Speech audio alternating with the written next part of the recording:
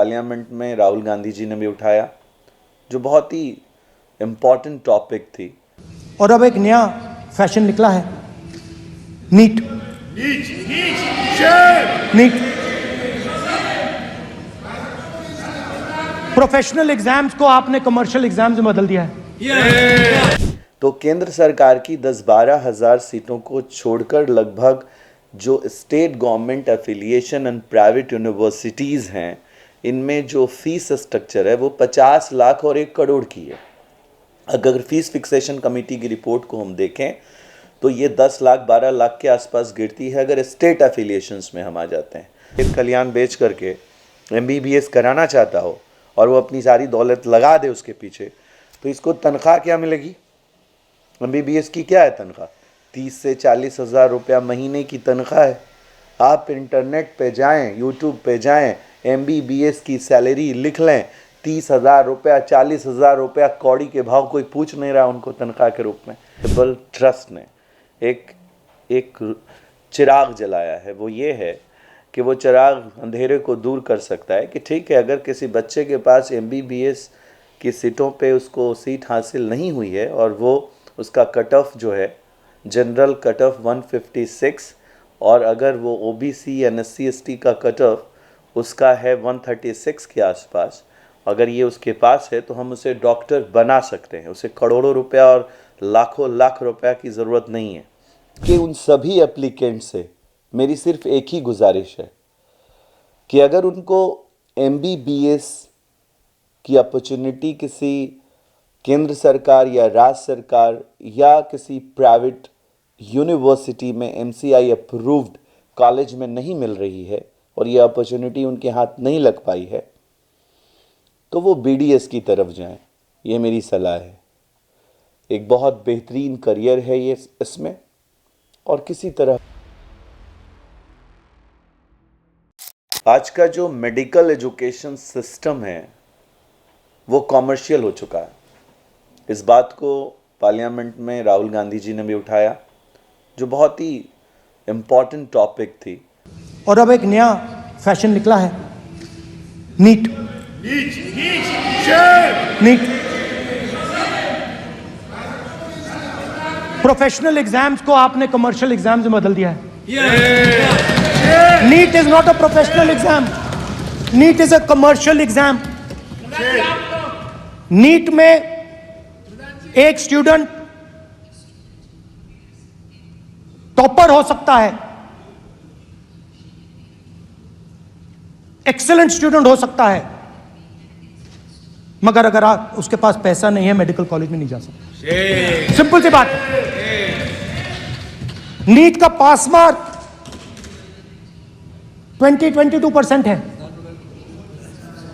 वो पूरा का पूरा एग्जाम, सर एजुकेशन मिनिस्टर पूरा का पूरा एग्जाम अमीर बच्चों के लिए बनाया गया है। कोटा में पूरे के पूरे एग्जाम को आपने सेंट्रलाइज किया।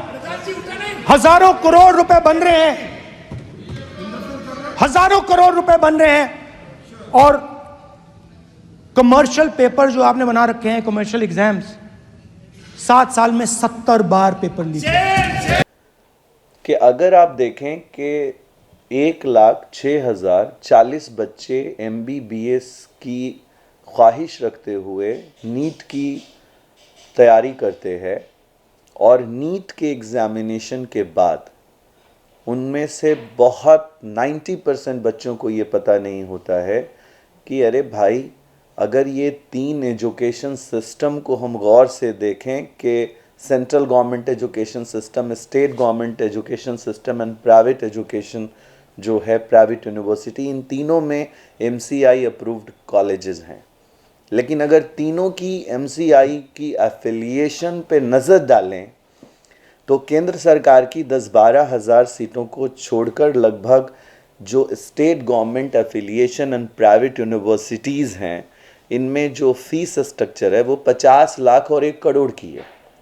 अगर फीस फिक्सेशन कमेटी की रिपोर्ट को हम देखें तो ये 10 लाख 12 लाख के आसपास गिरती है अगर स्टेट एफिलिएशंस में हम आ जाते हैं। अब बात आती है कि जो नीट एप्लीकेंट्स हैं इस बात को नहीं समझ रहे हैं कि 600 मार्क्स प्लस वाले बच्चों को अगर स्टेट गवर्नमेंट एफिलिएशन कॉलेज में MCI अप्रूव्ड कॉलेज में एडमिशन मिलता है, तो क्या उन्होंने कभी अपने पेरेंट्स के साथ बैठ के इस बात की चर्चा की कि उनके माँ बाप के पास 60-70 लाख रुपया है कि नहीं? एक बड़ी इंपॉर्टेंट टॉपिक। इसका मतलब ये 10-12 हज़ार सीटों में बच्चा पहुंच सकता है जो गरीब का बेटा है, और जो 90,000 अमीरों के शहजादे हैं इनको तश्त पे परोस दिया जाएगा MBBS, और तो कुछ होना नहीं है। अब इस बीमारी में अगर आप देखें, अगर वो 10,000 गरीब बच्चों को जिनको MBBS मिल रहा है और वो 90,000 वो शहजादे जिनको MBBS मिल रहा है, इन सभी को जो नशा है वो MBBS का, उनको शायद ये भी जानकारी ना हो। अगर कोई मिडिल क्लास फैमिली अपना खेत खलियान बेच करके MBBS कराना चाहता हो और वो अपनी सारी दौलत लगा दे उसके पीछे, तो इसको तनख्वाह क्या मिलेगी? MBBS की क्या है तनख्वाह? 30 से 40 हज़ार रुपया महीने की तनख्वाह है। आप इंटरनेट पे जाएं, यूट्यूब पे जाएं, MBBS की सैलरी लिख लें, 30,000 रुपया, 40,000 रुपया कौड़ी के भाव, कोई पूछ नहीं रहा उनको तनख्वाह के रूप में। तो ये जो इमेज बनाने के चक्कर में माँ बाप की सारी दौलत दाव पे लग रही है, ये इज़ नॉट गुड। प्रोफेशन को चुनने से पहले हम ये ज़रूर समझ लें कि जूते के बाज़ार में हम सोने की दुकान नहीं चला सकते, और सोने के बाज़ार में हम जूते की दुकान नहीं चला सकते। एजुकेशन मेडिकल कॉमर्शियल हो चुका है पूरी तरह, और इस बात को एक विपक्ष के मजबूत नेता ने पार्लियामेंट में उठाया है। शिक्षा महंगी हो चुकी है। अब इस व्यवस्था के बीच में रोजमाइन एजुकेशनल एंड चैरिटेबल ट्रस्ट ने एक चिराग जलाया है। वो ये है कि वो चिराग अंधेरे को दूर कर सकता है कि ठीक है, अगर किसी बच्चे के पास MBBS की सीटों पे उसको सीट हासिल नहीं हुई है और वो उसका कट ऑफ जो है जनरल कट ऑफ 156, और अगर वो OBC या SC/ST का कट ऑफ उसका है 136 के आसपास, अगर ये उसके पास है तो हम उसे डॉक्टर बना सकते हैं। उसे करोड़ों रुपया और लाखों लाख रुपया की ज़रूरत नहीं है। हमारी इस योजना संकल्प ने पूरे भारत का भ्रमण करके हमने कई मेमोरेंडम साइन किए BDS के लिए, BAMS के लिए और BOMS के लिए। जितने में लोग नर्सिंग करते हैं, जितने में लोग GNM कर रहे हैं बिहार के अंदर, हम उनको उतने ही कॉस्ट पे BDS करा सकते हैं। मतलब 1 लाख रुपए की लगभग पर ईयर की फ़ीस पर। एक इम्पॉर्टेंट टॉपिक ये है। अब आते हैं पॉइंट 2 पे। अगर हम उस दूसरे दिशा की बात कर रहे हैं तो एक बड़ी इम्पॉर्टेंट नज़रिया है इसको लेकर के कि अगर हम हायर एजुकेशन के 122 कोर्सेज़ की तरफ नज़र देखें और एक तरफ नीट एप्लीकेंट्स को देखें तो बड़ी ज़बरदस्त स्कैम नज़र आता है। वो स्कैम ये है कि एक बच्चा जो MBBS बनना चाहता है, डॉक्टर बनना चाहता है, वो फर्स्ट अटेम्प्ट लेता है, उसको ये सीट नहीं मिलती है। फिर वो सेकंड अटेम्प्ट लेता है, फिर उसको ये सीट नहीं मिलती है। जब ये थर्ड अटेम्प्ट लेता है, ये सीट उसको नहीं मिलती है, तो हमें ये पता चलता है कि वो BSc केमिस्ट्री ऑनर्स कर चुका है, BSc बायो ऑनर्स हो चुका है, क्योंकि उसने कहीं इनरोलमेंट भी ले रखी थी। अब हुआ ये कि एक बच्चा जो MBBS नहीं बन सका 3 वर्षों में, वो BSc बायो बन गया। इसका मतलब ये हुआ कि जो डॉक्टर ना बन सका वो कंपाउंडर भी ना बना, और वो बना क्या, BSc केमिस्ट्री ऑनर्स और बायो ऑनर्स। और फिर उसने अपने बाप से बोला, अपनी माँ से बोला, पापा ऐसा करते हैं कि हम MBA कर लेते हैं। मतलब जो एक इंसान डॉक्टर बनना चाहता था वो ये मास्टर ऑफ बिजनेस एडमिनिस्ट्रेशन सीख रहा है। इस तरह देश उस रेत की मैदान पे घोड़े को दौड़ा रहा है जहां घोड़ा कभी रेस जीत नहीं सकता, और उस घास के मैदान पे ऊंट को दौड़ा रहा है जहां ऊंट अपनी रेस में कभी कुछ हासिल नहीं कर सकता। हालात ये हैं कि ये दोनों रेस हारेंगे ही हारेंगे। इस हालात को बदलना पड़ेगा, देश को, युवाओं को समझना पड़ेगा।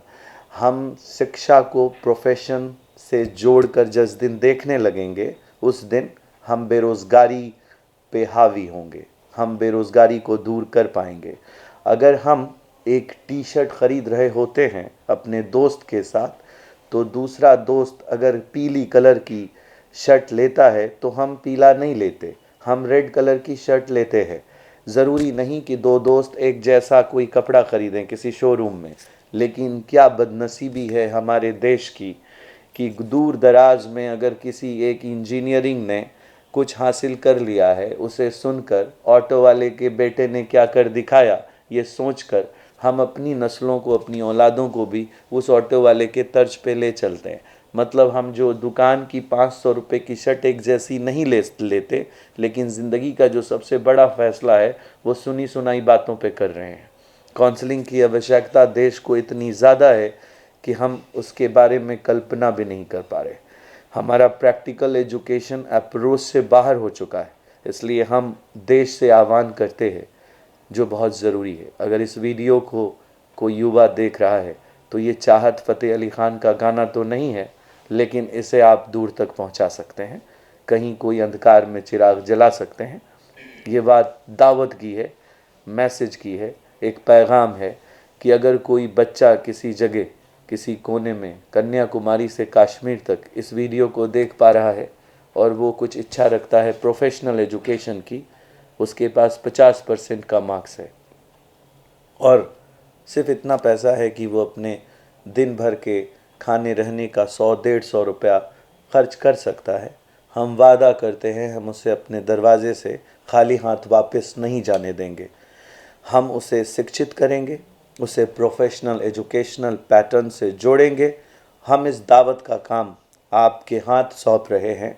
देश जिस दिशा में भी चले, हमने 17 वर्ष अपने जीवन का कीमती समय शिक्षा को दिया है और आखिरी सांस तक इसमें बने रहने का वचन देते हैं।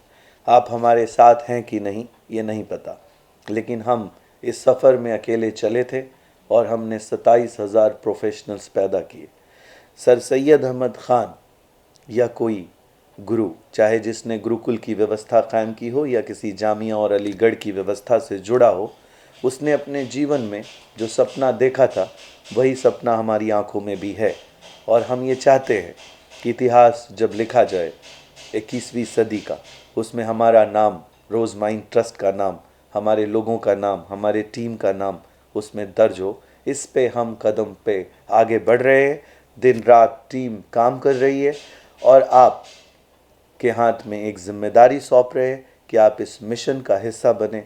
जिस गांव के रहने वाले हैं, जिस शहर के रहने वाले हैं, वहां से आकर हमें देखें, अनुभव करें और तब फैसला करें। तो नीट के उन सभी एप्लीकेंट से मेरी सिर्फ एक ही गुजारिश है कि अगर उनको MBBS की अपॉर्चुनिटी किसी केंद्र सरकार या राज्य सरकार या किसी प्राइवेट यूनिवर्सिटी में MCI अप्रूव्ड कॉलेज में नहीं मिल रही है और ये अपॉर्चुनिटी उनके हाथ नहीं लग पाई है, तो वो BDS की तरफ जाएं।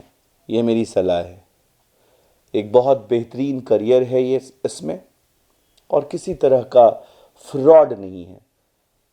ज़्यादातर जब आर्टिकल्स पढ़ता हूँ तो इस तरह के कई 50% से ज़्यादा केसेस देखने को मिलते हैं कि BMS जो हैं वो इंग्लिश मेडिसिन्स चलाते हैं।